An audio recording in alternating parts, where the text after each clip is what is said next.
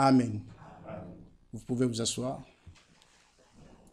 Que le Seigneur vous bénisse tous. Moi aussi, je vous salue dans le nom du Seigneur Jésus-Christ. Je salue également tous ceux qui nous suivent en ligne. Je voudrais aussi transmettre les salutations de notre frère Koch Mebra, que j'ai rencontré à Krefeld. Il est arrivé depuis vendredi, je crois. Il m'a demandé de vous saluer tous au nom du Seigneur Jésus-Christ. Si le Seigneur le permet, il viendra nous rendre visite d'ici quelques jours. Pensez à lui dans vos prières. Voilà, je suis heureux, je suis content d'être encore dans la maison du Seigneur. Comme David a dit, je suis dans la joie quand on me dit « Allons dans la maison de l'Éternel ». Je crois que c'est le cas de vous aussi. Nous sommes tous dans la joie parce que nous croyons que dans la maison de Dieu, Dieu nous parle. Dieu est au rendez-vous. Jésus a promis, il a dit que là où 2 ou 3 sont réunis à mon nom, je suis au milieu d'eux. Et nous croyons qu'il est déjà au milieu de nous. Parce qu'il a encore dit que je suis avec vous tous les jours jusqu'à la fin du monde. Il n'a pas dit je serai avec vous. Mais je suis avec vous parce que lui, il est le je suis. Amen. Que son nom soit loué, que son nom soit glorifié. L'heure est déjà avancée. Nous allons essayer d'être brefs et de dire l'essentiel. Ce week-end, nous avons tous été à Krefeld. Nous avons tous suivi, nous avons écouté la parole de Dieu. Ceux qui n'ont pas été sur place ont suivi certainement en ligne. Et beaucoup de choses nous ont été dites ce week-end, beaucoup de bonnes choses. Et d'ailleurs, nous avons toujours été bénis quand nous allons à Krefeld, parce que nous croyons que là, nous écoutons la pure parole de Dieu. Ici aussi, nous écoutons la pure parole de Dieu. Et donc, parmi les choses qui ont attiré mon attention ce week-end, c'était lorsque Frère Franck est revenu sur Ésaïe 42. Ça m'a beaucoup, ça fait une sorte de tremblement de cœur, de tremblement dans mon cœur. Il est revenu sur Ésaïe 42 et ça m'a rappelé ce qui s'était passé ici à Bruxelles il y a quelques années. Le frère Jean-Claude est revenu là-dessus le vendredi passé.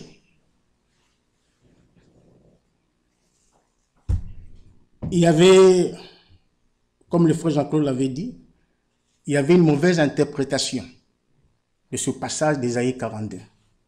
Et en 2009, je me rappelle, frère Franck a tapé dessus plusieurs fois.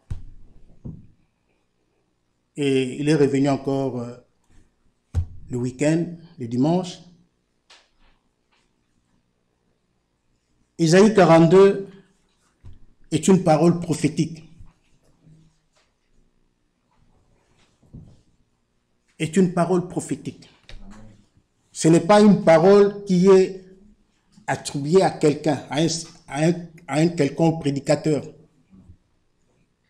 Ésaïe 42 est attribué et parle de Jésus-Christ, notre Seigneur.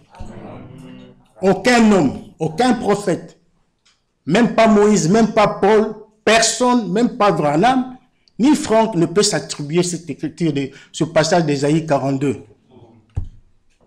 Parce que ce passage parle de Jésus-Christ.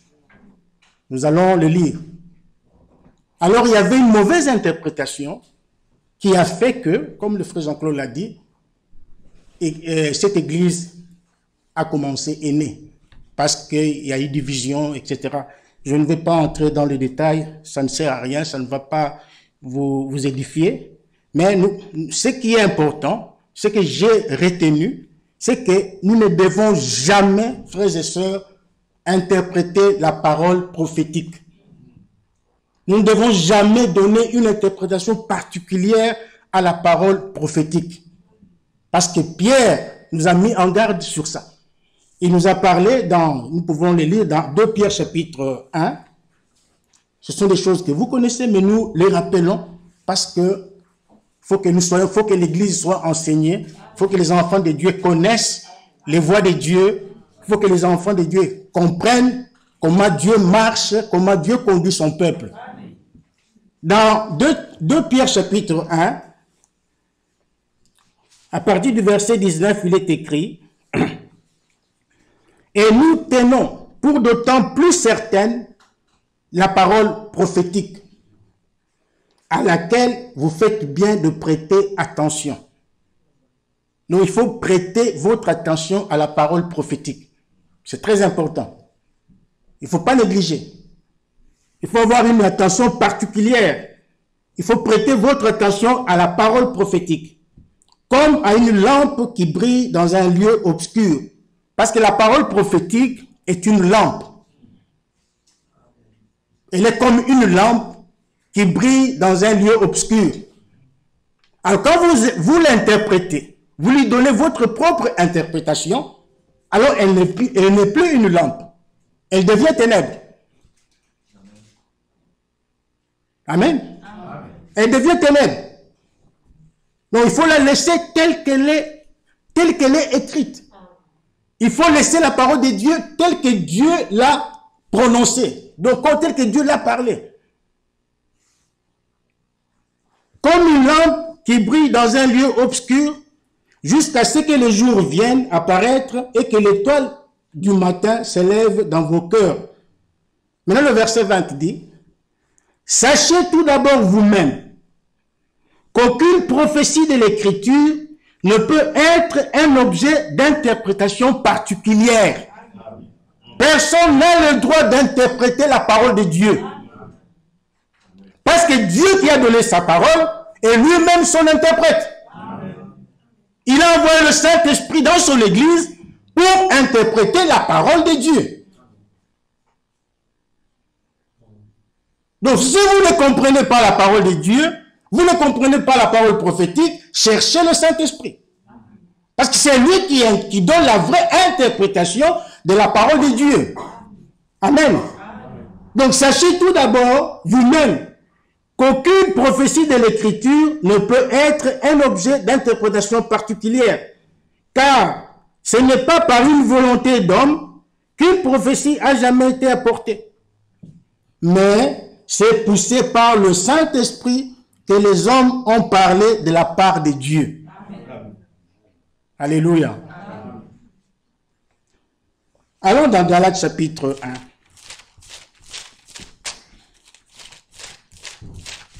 Galates chapitre 1.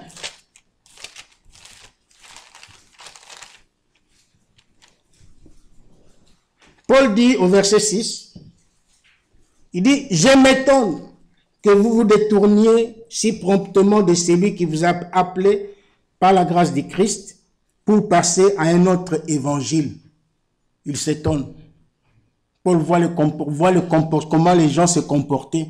Il était étonné de voir que les gens avaient laissé l'évangile de Christ pour passer à un autre évangile. Mais il dit au verset 7, non pas qu'il y ait un autre évangile, mais il y a des gens qui vous troublent. Ah, il y a des gens dans l'église qui troublent les enfants de Dieu. Et qui veulent altérer l'évangile de Christ. Donc ils veulent déformer, dénaturer l'évangile de Christ. L'évangile est unique. C'est un seul. C'est l'évangile que Jésus-Christ nous a laissé. C'est l'évangile que les apôtres ont prêché. C'est l'évangile que nous prêchons encore aujourd'hui. Le même évangile. Mais seulement, il y a des gens, n'est-ce pas, comme Paul avait prévenu l'église, je crois dans, je ne me rappelle plus quelle église, il a dit que les loups viendront. Après mon départ, les loups ravisseurs viendront dans l'église. Donc il y a des gens dans l'église qui troublent les enfants de Dieu. Comment?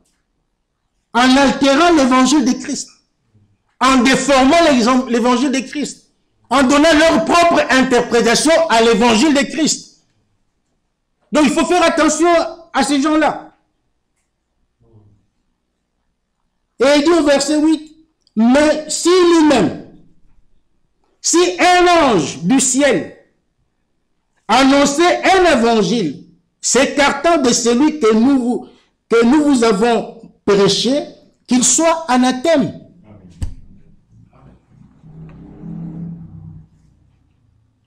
Est-ce que vous êtes là? Il dit, mais si nous-mêmes, donc Paul aussi est dedans. Il dit, si nous-mêmes, donc même moi, Paul, je suis dedans. Si nous-mêmes, ou si un ange du ciel annonçait un évangile s'écartant de celui que nous vous avons prêché, qu'il soit anathème. C'est-à-dire qu'il soit maudit. Quelqu'un qui vient avec une mauvaise interprétation des Saintes Écritures. Quelqu'un qui vient avec une mauvaise interprétation de la parole prophétique.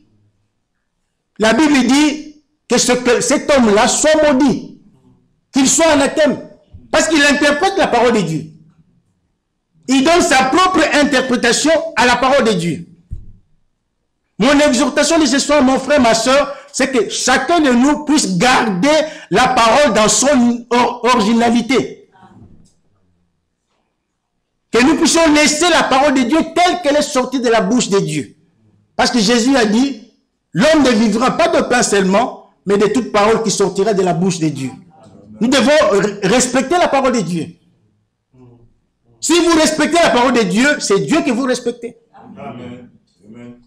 Si vous respectez Dieu, vous respecterez aussi son peuple, son église. Amen. Le verset 9, il dit, nous l'avons dit précédemment, et je le répète à cette heure, si quelqu'un vous annonce un évangile s'écartant de celui qui vous avez reçu, qu'il soit anathème. Amen. Donc, gardons l'évangile dans les termes qu'il a été prêché. Amen. Gardons l'évangile dans les termes que nous l'avons reçu. Paul dit dans 1 Corinthiens 15, il dit ceci.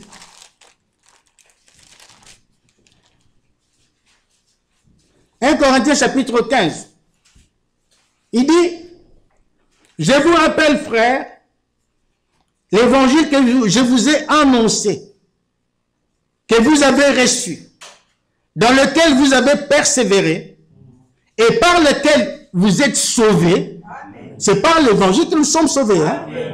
Si vous le retenez dans les termes où je vous l'ai annoncé,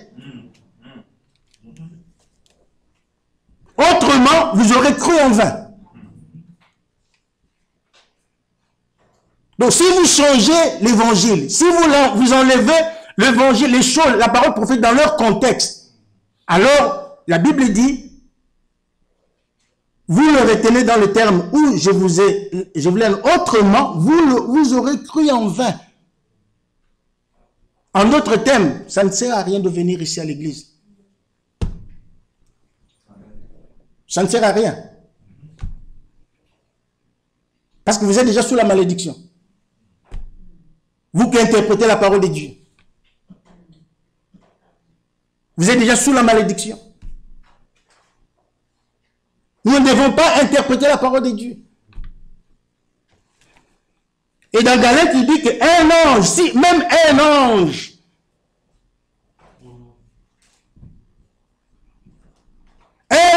qui vient du ciel, avec un habit éclatant, avec une grande lumière, brillant, il vient vers vous et il vous annonce un évangile contraire à celui que Paul nous a laissé.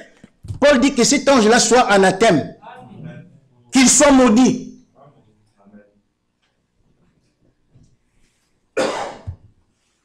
Dans 2 Corinthiens chapitre 11,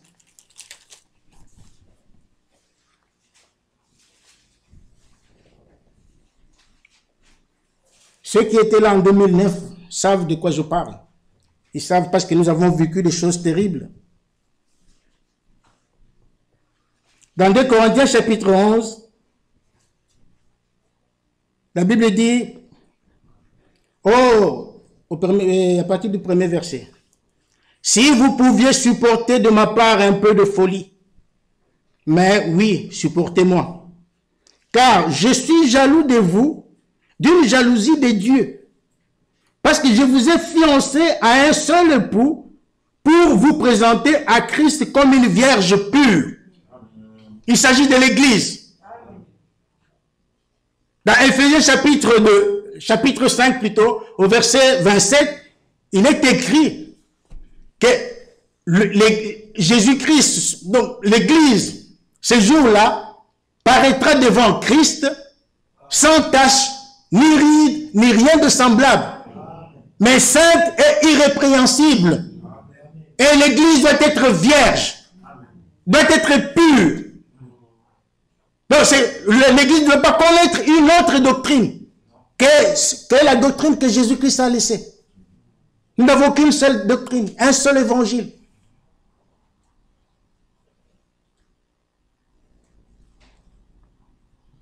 Et Paul dit, je vous ai fiancé à un seul époux pour vous présenter à Christ comme une vierge pure. C'est-à-dire que vous n'avez pas été touché par un autre homme. C'est ça, être pur, être vierge. L'Église doit connaître un seul époux, qui est Christ. Verset 3. Toutefois, de même que le serpent séduisit Ève par sa ruse, je crains que vos pensées ne se corrompent et ne se détournent de la simplicité à l'égard de Christ. Car si quelqu'un vient vous présenter un autre évangile que celui que nous avons prêché, ou si vous recevez un autre esprit que celui que vous avez reçu, ou un autre évangile que celui que vous avez embrassé, vous le supportez fort bien. Ça a toujours été comme ça.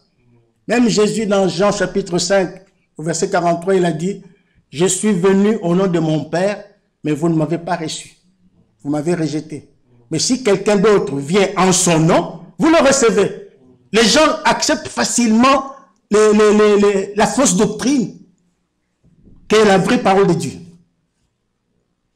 Les gens embrassent facilement les faussetés qui est la pure parole de Dieu. C'est normal. Parce que Jésus a dit, il y a beaucoup d'appelés, mais il y a peu d'élus. Les élus sont très peu. Ce sont eux qui embrassent la pure parole de Dieu. Ce sont eux qui reçoivent la pure parole de Dieu. Ce sont eux qui marchent dans la sainteté, dans la pureté. Ce sont eux qui reconnaissent, qui ont le discernement de comprendre la vraie parole de Dieu. Parce qu'ils ont la grâce de Dieu. Mais les autres embrassent facilement n'importe quelle doctrine. Vous voyez? Maintenant, le verset 13, il dit, ces hommes-là sont des faux apôtres. Donc, ces gens qui prêchent la fausse doctrine. Les gens qui prêchent, qui interprètent mal la parole de Dieu, qui donnent leur propre interprétation à la parole de Dieu. Il dit que ces hommes-là sont des faux apôtres, des ouvriers trompeurs, déguisés en apôtres de Christ. Et cela n'est pas étonnant, puisque Satan lui-même se déguise en ange de lumière. Alléluia. Il n'est donc pas étrange que ces ministres aussi se déguisent en ministres de justice. Leur fin sera selon leurs œuvres. Ils finiront mal. Ils finiront mal. Comme Gamaliel a dit dans Actes chapitre 5, il a dit, si cette œuvre, parce qu'on avait arrêté les apôtres, on les avait frappés, et Gamaliel a dit, laissez ces gens-là partir. Parce que si cette œuvre vient des hommes, elle se détruira. Qu'on le veuille ou pas. Qu'on le veuille ou pas. L'œuvre qui vient d'un homme va se détruire. Si quelqu'un cherche à faire son œuvre à lui, ça va se détruire. Ne vous inquiétez pas. Gamel dit, ça va se détruire. Mais si ça vient de Dieu, alors ne courez pas le risque de combattre avec Dieu. Vous voyez? Alors, ces gens ici, la Bible dit, il n'est donc pas étrange que ces ministres aussi se déguisent en ministres de justice. Leur fin sera selon leurs œuvres. Et la Bible nous conseille dans 1 Timothée, dans 1 Thessaloniciens chapitre 5, on nous dit ceci.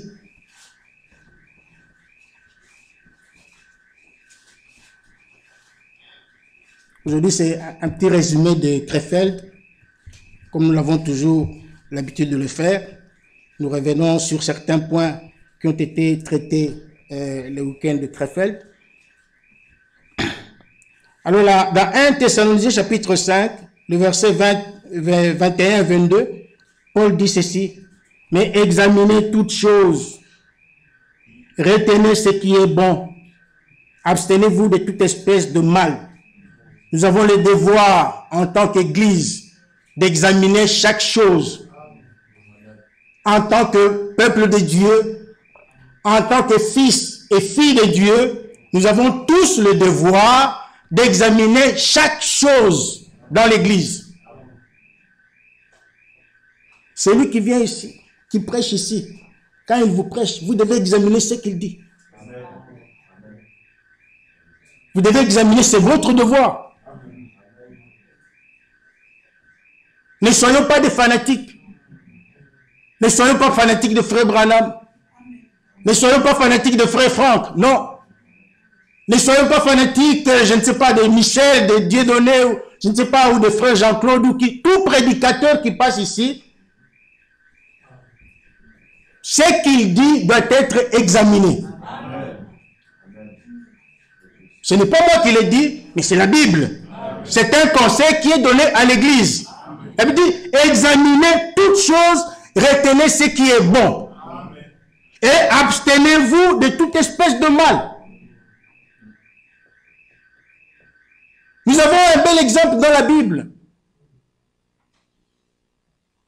Les chrétiens de Béret. Vous connaissez bien leur témoignage. La Bible dit qu'ils recevaient la parole de Dieu avec empressement. Avec amour. Ils aimaient la parole de Dieu. Ils avaient des sentiments plus nobles que ceux de Thessalonique, dit la Bible. Ils examinaient, mais ils recevaient la parole de Dieu avec empressement, avec un cœur pleinement ouvert, mais ils examinaient tous les jours les Écritures pour voir si ce qui est... Lisons-le. Actes chapitre 17. Actes chapitre 17.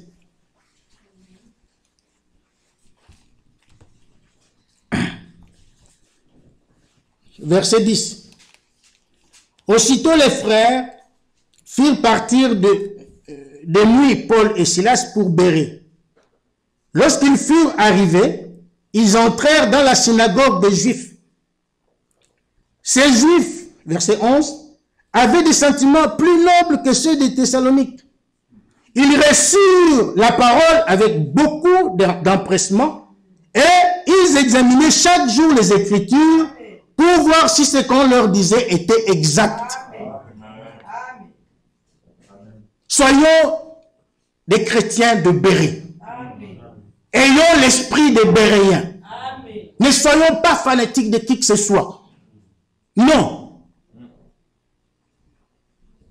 Beaucoup qui étaient fanatiques, l'autre fois, ne sont pas sortis. Ils sont restés dans la fausse doctrine. Ils sont restés dans les interprétations. Pourquoi? Parce qu'ils étaient fanatiques d'un homme. Mais nous, ici, nous ne devons pas être fanatiques d'un homme. Nous ne devons pas être fanatiques, même pas de Frère Franck. C'est dur, hein? Mais je ne blasphème pas. Je vous dis la vérité. Frère Franck est un homme comme vous et moi. Mais si nous allons là-bas, ce n'est pas pour Frère Franck.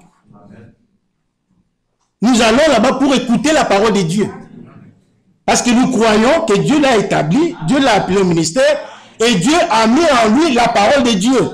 Et Dieu dit dans Jérémie que je vais sur ma parole pour l'exécuter. Et c'est lui qui a la parole de Dieu en lui. D'office, automatiquement, Dieu veille sur lui, parce que en veillant à sa parole, qui est dans le cœur, qui est en toi, Dieu veille aussi sur toi. C'est clair. Nous n'allons pas écouter un homme. Ici, nous ne venons même pas pour écouter un homme. Qui vient pour frère Michel ici? Qui vient ici pour le frère Dieudonné? Non. Nous venons ici pour écouter la parole de Dieu. Alors nous devons avoir l'esprit qu'avaient les Béréens.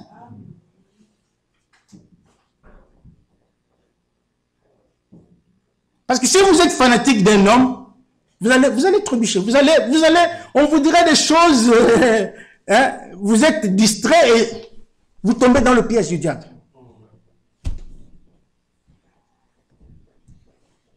Chaque jour, ils examinaient les Saintes Écritures, ils examinaient la parole de Dieu. Vous avez reçu le message. Vous avez la Bible. Vous devez examiner, comprendre. Daniel, la Bible dit, l'ange a dit à Daniel, sois attentif. Sois attentif à la parole, et alors tu comprendras la révélation. Tu comprendras la vision. Nous devons être attentifs à la parole de Dieu. Lorsque nous prêchons la parole de Dieu, nous devons être attentifs. Alléluia. C'est notre devoir. La Bible nous a été donnée pour notre instruction. Les choses qui se sont passées dans la Bible, qui sont écrites dans la Bible, nous ont été données pour notre instruction. Le témoignage de Béréen ici doit nous servir d'exemple.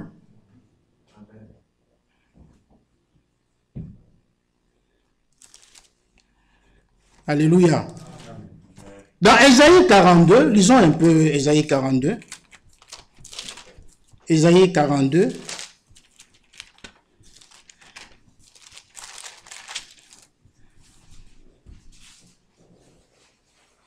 Ésaïe 42, premier verset.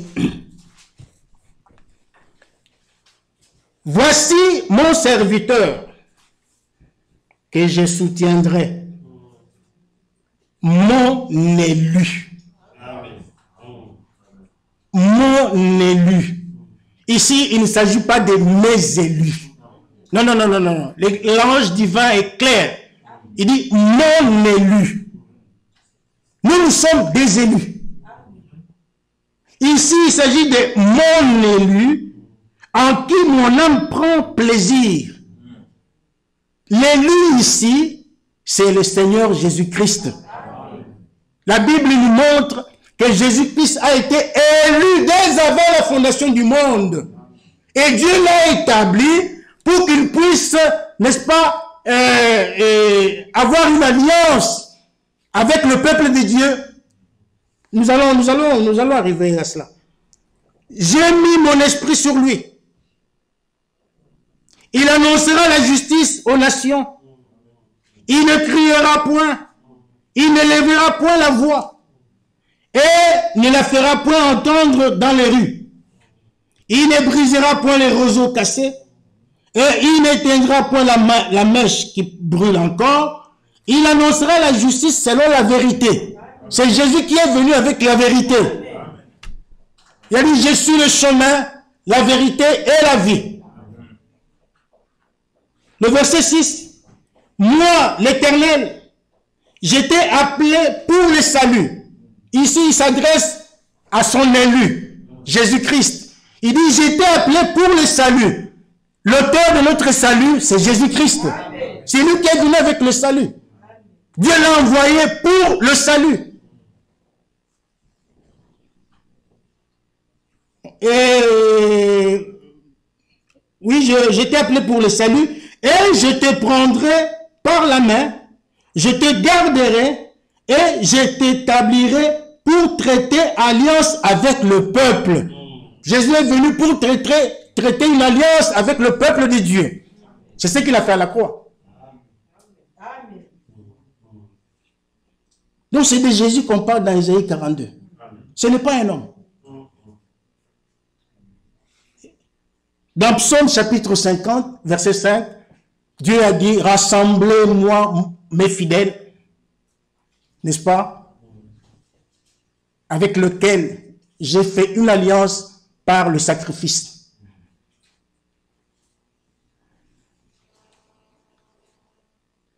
La suite du verset dit, pour être la lumière des nations. Dans Jean 8, chapitre 12, Jésus a dit, je suis la lumière du monde. Celui qui me suit ne marchera pas dans les ténèbres, mais il aura la lumière de la vie. Le verset 7, pour ouvrir les yeux des aveugles, pour faire sortir de prison les captifs et de leur cachot ceux qui habitent dans les ténèbres. Vous vous rappelez, ce verset nous rappelle Luc chapitre 4, verset 16, à partir du verset 16, où Jésus a dit, l'Esprit du Seigneur est sur moi, il m'a oint, n'est-ce pas? Donc il s'agit bel et bien de Jésus-Christ. Et Ésaïe 42 s'est accompli plus tard en Jésus-Christ, dans Matthieu chapitre 12, comme nous l'avons lu les dimanches à Krefeld, Matthieu chapitre 12,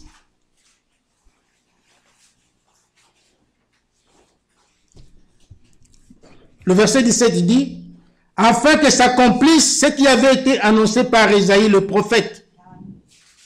Voici mon serviteur que j'ai choisi, mon bien-aimé en qui mon âme a pris plaisir.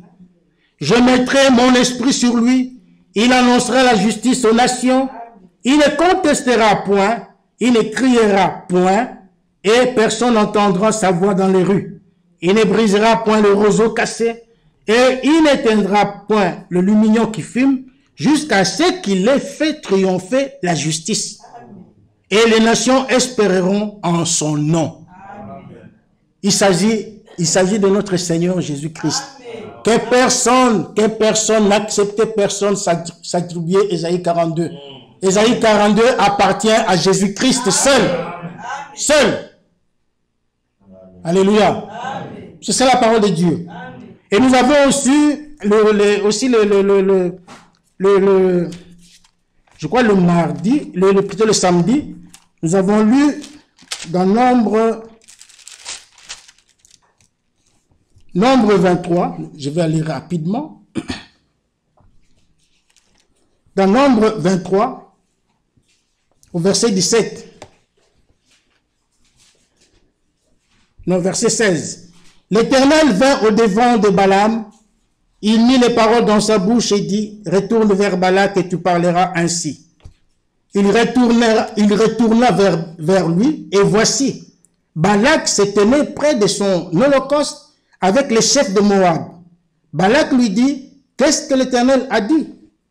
Balaam prononça son oracle et dit, lève-toi Balak, écoute.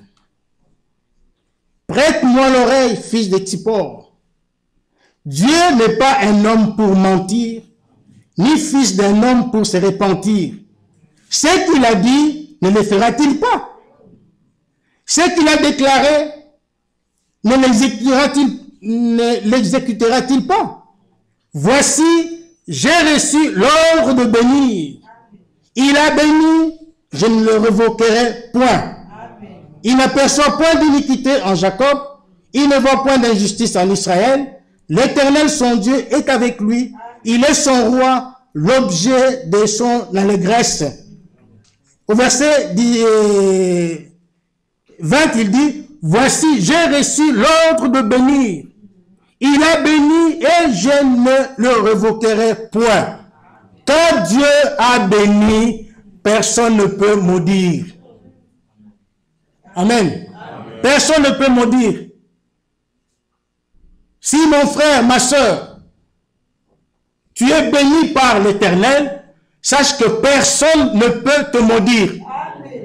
Personne. Dieu ne permettra jamais à qui que ce soit de te maudire. C'est impossible. Parce qu'il a décidé de te bénir et il t'est béni. Tu restes béni. Tu es béni. Et dans Éphésiens chapitre 1, Éphésiens chapitre 1,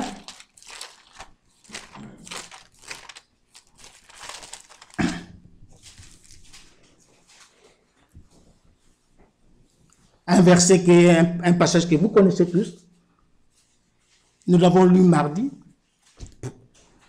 Verset 3. Béni soit le Dieu et Père de notre Seigneur Jésus-Christ, qui nous a bénis de toute bénédiction spirituelle dans le lieu céleste en Christ. Nos bénédictions se trouvent en Jésus-Christ. Si tu es en Christ, tu es béni éternellement. C'est pourquoi il est important d'aller en Christ, de se retrouver en Jésus-Christ. Et nous l'avons montré mardi passé que pour entrer en Christ, il faut le baptême du Saint-Esprit. Donc chaque fils et fille de Dieu a le devoir de chercher le baptême du Saint-Esprit. Sans le Saint-Esprit, tu ne peux pas te retrouver en Jésus-Christ. C'est impossible. Parce que Christ, nous avons montré, est le corps mystique. L'Église, c'est le corps mystique de Jésus-Christ. C'est un corps qu'on ne voit pas. Avec les yeux mécaniques, on ne voit pas ce corps-là. C'est spirituel, c'est un corps spirituel. Un corps, ce n'est pas une organisation, c'est un corps, comme le mien ici, mais composé de plusieurs membres. Les yeux, les nez, tout ça, ce sont les membres, les doigts, tout. Ce sont les membres, les différents membres qui forment le corps de Christ. Alors pour être membre du corps de Christ, il faut avoir le baptême du Saint-Esprit. Sans le Saint-Esprit, tu ne peux pas entrer dans le corps du Christ. Alléluia. Amen. Ça c'est très important. Parce que c'est en Jésus-Christ qu'il y a les bénédictions. Parce qu'au verset 4, il est dit, en lui, Dieu nous a élus avant la fondation du monde. Amen. Notre élection avait été faite en Jésus-Christ, avant la fondation du monde. Ce n'est pas le jour où tu as cru. Ce n'est pas le jour où tu as cru que Dieu t'a élu. Non. Tu avais été élu avant la fondation du monde. Vous comprenez? Alors, c'est en lui, en Christ, que nous avons été élus avant la fondation du monde pour que nous soyons saints et irréprochables. Voilà pourquoi Dieu nous a élus. Dieu ne nous a pas élus pour que nous vivions comme nous voulons. Dieu ne nous a pas élus pour que nous fréquentions n'importe quel milieu. Non. Nous sommes un peuple saint. Nous sommes un peuple mis à part. Amen. Nous formons l'église du Dieu Tout-Puissant. Et cette église, comme je l'ai dit mardi, vient du grec ecclésia, qui veut dire appelé hors d'eux. C'est-à-dire, nous, en tant que peuple de Dieu, nous avons été appelés à sortir du monde pour aller dans la terre promise. Amen. Notre but, c'est d'aller dans la terre promise. Et quand tu es sorti, ce n'est pas pour se recréer, non. Ici, sur la terre, nous sommes des pèlerins. Nous sommes des voyageurs. Nous faisons une petite escale ici sur la terre.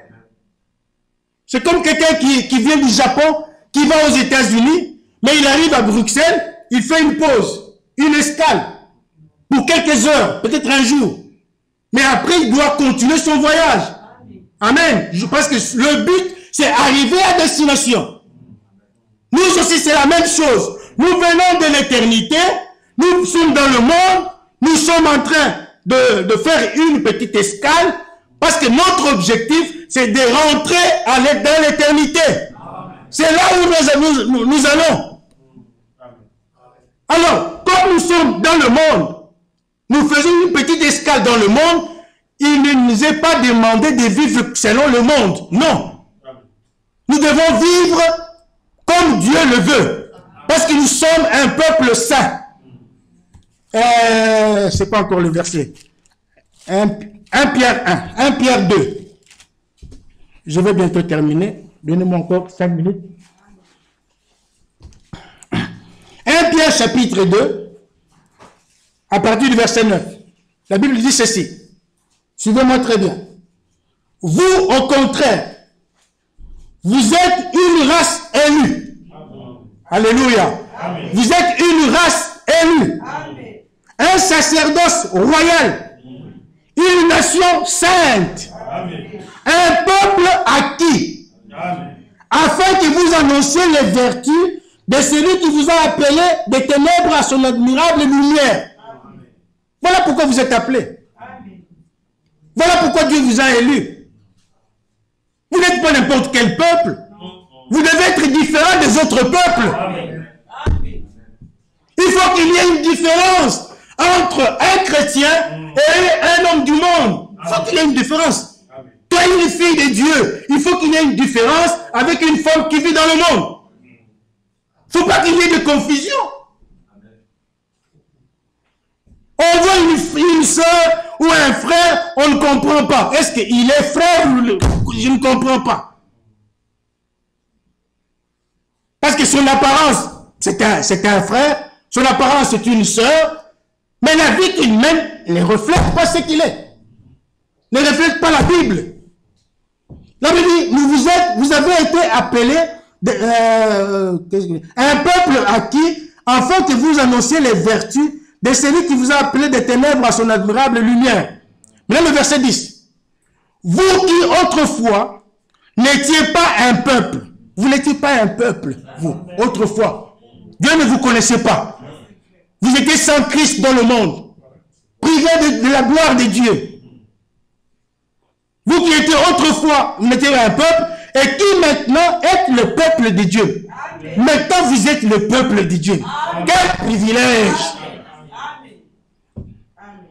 Vous êtes le peuple de Dieu, vous qui n'aviez pas obtenu miséricorde, et qui maintenant avez obtenu miséricorde. Amen. Dans Actes chapitre 14, Jacques dit, Simon a raconté comment Dieu a jeté son regard vers les nations pour se choisir un peuple qui puisse porter son nom.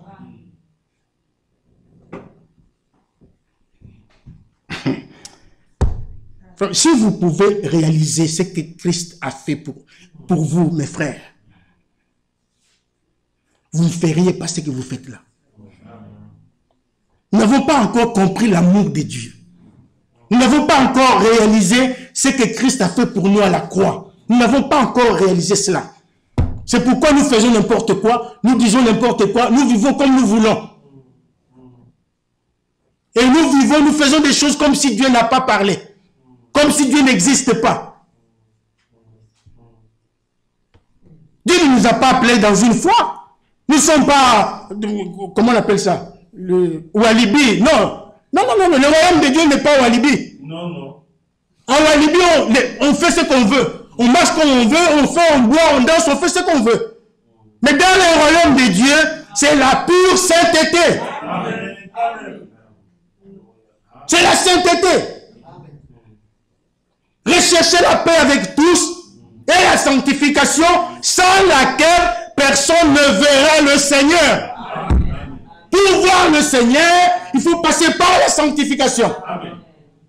Et la sanctification n'est rien d'autre que, c'est comme nous l'avons chanté tout à l'heure, croire et obéir à la parole de Dieu. Amen. Bien-aimés, verset 11. Je vous exhorte, comme étrangers et voyageurs sur la terre, à vous abstenir des convoitises charnelles qui font la guerre à l'âme. Maintenant, écoutez le verset 12.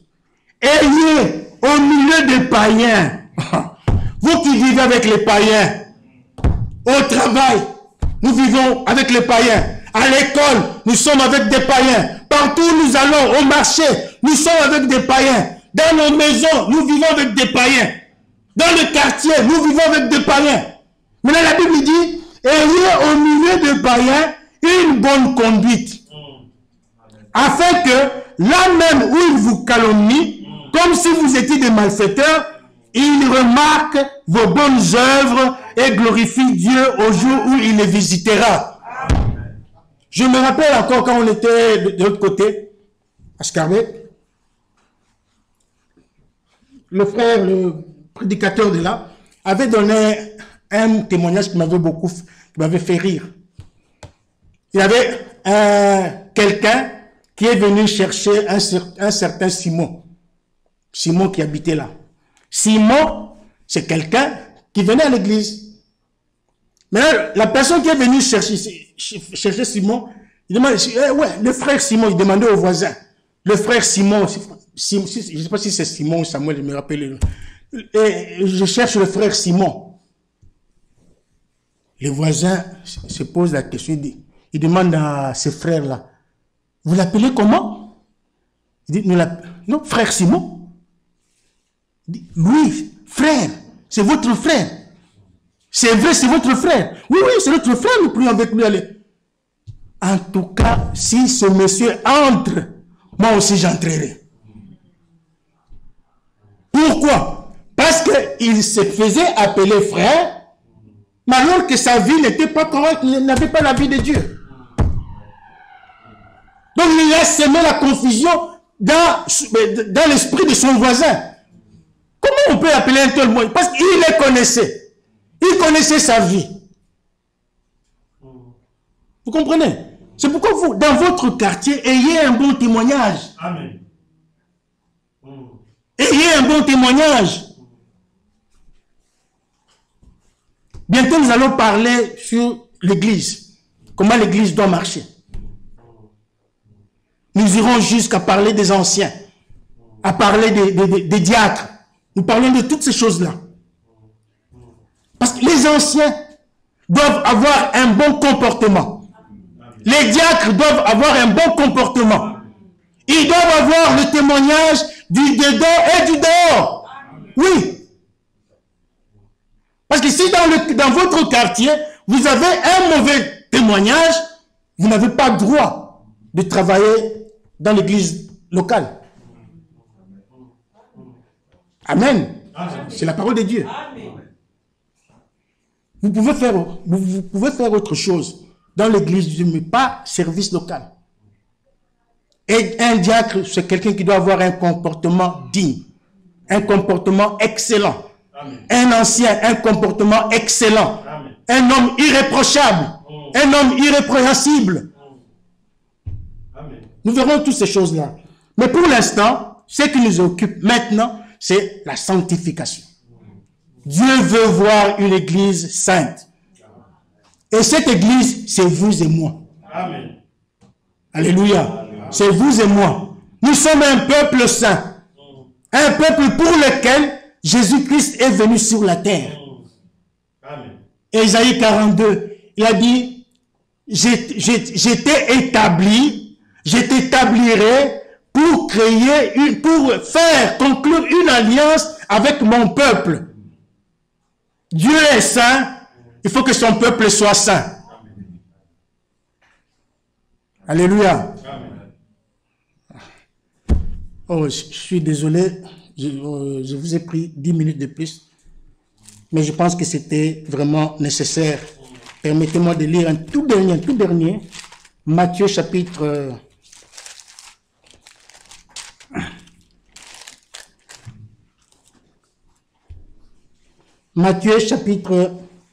5. Nous pouvons le lire même debout, hein? Comme ça.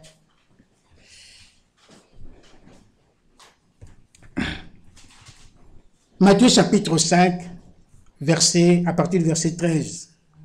La Bible dit, vous êtes le sel de la terre. Mais si le sel perd sa saveur, avec quoi la lui rendront-on? Il ne sert plus qu'à être jeté dehors et foulé aux pieds par les hommes.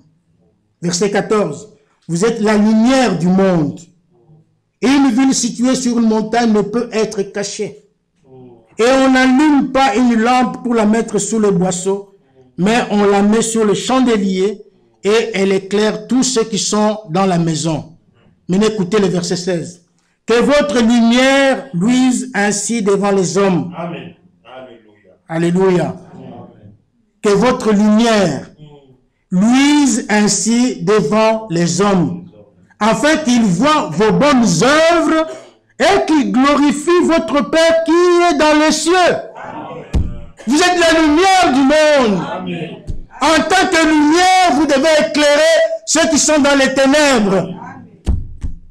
Quand vous entrez dans une pièce et tout est noir, tout est sombre, vous n'avez qu'à appuyer sur l'interrupteur. Lorsque vous appuyez sur l'interrupteur, eh bien, la lumière jaillit et la pièce devient éclairée. Pourquoi? Parce que la lumière a chassé les ténèbres.